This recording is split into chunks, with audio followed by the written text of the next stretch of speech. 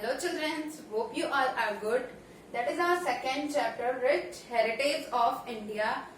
आज हम अपने second chapter, Rich Heritage of India के बारे में पढ़ेंगे. As we know that India is a vast and a beautiful country and it has a glorious history of art, architect, temple, language, dances, music, painting and festival and etc.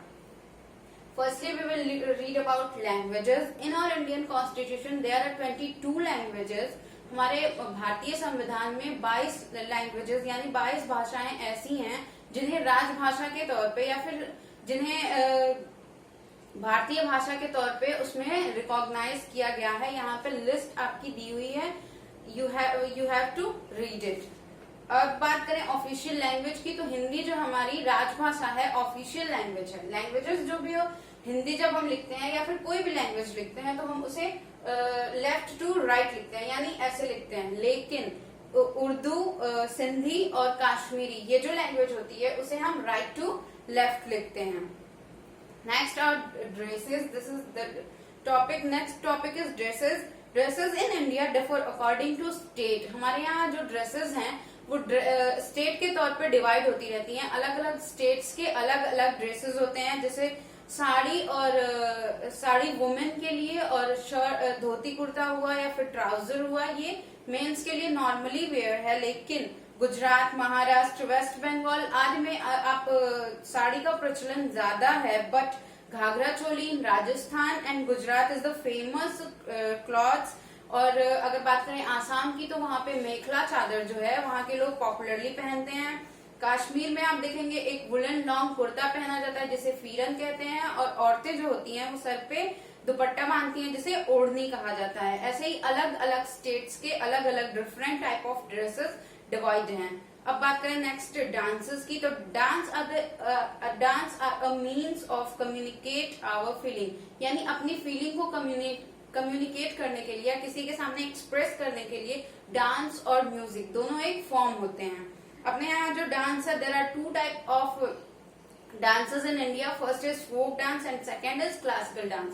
Folk dance वो होता है जो specially एक tribe के लोग करते हैं. वो स्पेशली वही लोग करते हैं जैसे बच्चों बर्थ ऑफ चाइल्ड हुआ या फिर क्रॉप हार्वेस्टिंग हुआ या अन्य कोई भी फेस्टिवल होता है जिसमें सिर्फ उनके ही द्वारा वो डांस किया जाता है. जैसे भांगड़ा पंजाब में है, बिहू आसाम का है, नाटी हिमाचल प्रदेश का है, दांडिया और Gujarat, Ghoomar of Rajasthan and Lavani of Maharashtra. ये फोक डांसेस हैं और उसी स्टेट में या फिर उसी ट्राइब में पर्टिकुलर उसी जगह पे ज्यादा फेमस है. नेक्स्ट बात करें क्लासिकल डांस की, तो classical dance requires a lot of training and practices. Classical dance जो होता है उसके लिए आपको बहुत सारी प्रैक्टिस करनी पड़ती है, बहुत सारी ट्रेनिंग लेनी पड़ती है, तब उसमें आप उसे कर पाते हो.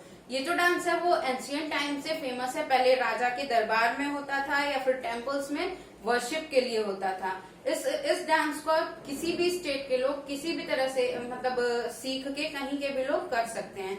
जैसे आपका हुआ Kathakali of Kerala, Kathak of Uttar Pradesh, Odissi of Orissa, Bharatanatyam of Tamil Nadu and so on. Next बात करें म्यूजिक की, तो music is also divided in two parts in India. Firstly हो गया हिंदुस्तानी म्यूजिक जो कि नॉर्थ इंडिया में फेमस है, और सेकंड हो गया कार्नाटिक म्यूजिक जो कि आपके साउथ इंडिया में फेमस है.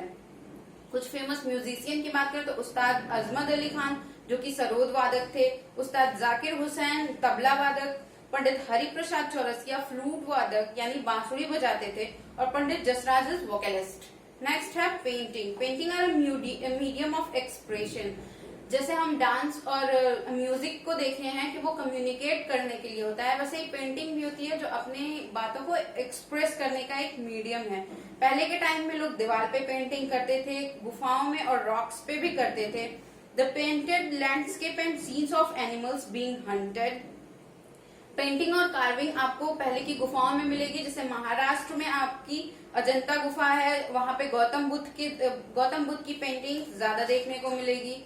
और Mughal arrived in India with the Persian art. जब मुगल इंडिया में आए तो वो पर्शियन आर्ट को लेके आए थे. दे स्पेशलाइज्ड इन मैनिचो पेंटिंग्स यानी छोटी छोटी पेंटिंग्स के लिए जो है वो मुगल आर्ट फेमस है.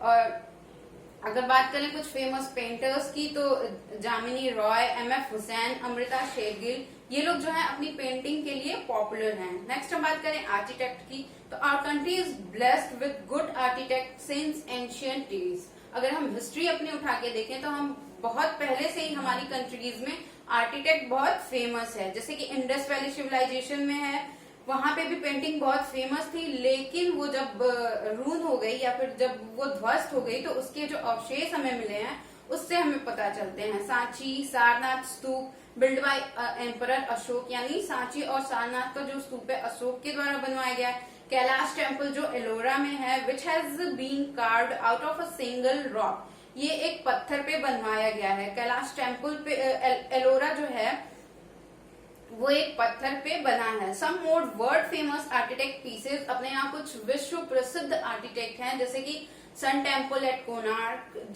Jain temple at mount Abu, Tirupati temple हुआ, आपका ताजमहल हुआ, Meenakshi temple at Madurai, Khajuraho temple and Rameswaram temple. These are a famous architect. अब नेक्स्ट बात करें, the Turks and the Mughals introduce their own architect in our country. जब अलग अलग बाहरी देश के राजाओं ने जब हमारे यहाँ आक्रमण किया था, जब हमारे यहाँ शासन किया था, तो वो लोग अपने यहाँ के आर्किटेक्ट को भी लेके हमारे यहाँ आए थे। उन्होंने हमें उससे भी परिचित कराया। The Taj Mahal in Agra, Humayun's tomb, Jama Masjid, red fort and the fort of Gwalior, Agra, Jaisalmer, ये कुछ एग्जाम्पल्स मुगल आर्किटेक्ट के हैं।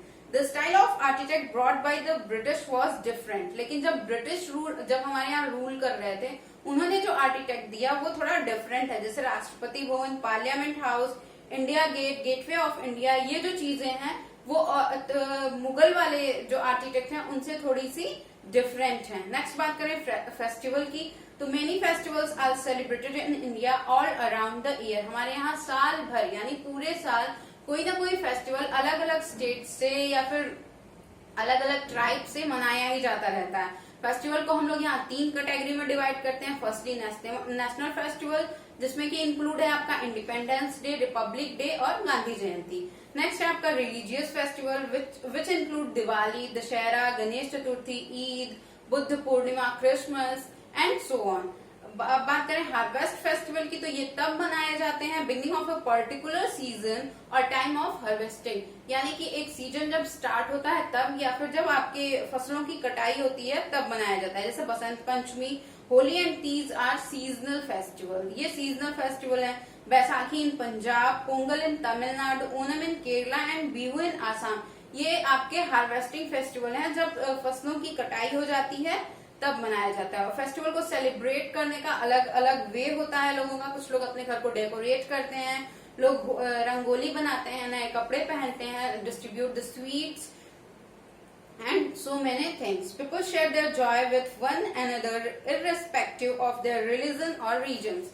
यानी कि पीपल जो है, लोग जो है वो अलग अलग धर्मों या फिर अलग अलग जगहों पे भी फेस्टिवल को मनाते हैं, सेलिब्रेट करते हैं और यहाँ अपनी हैप्पीनेस को, अपने जॉयनेस को एक्सप्रेस करते हैं।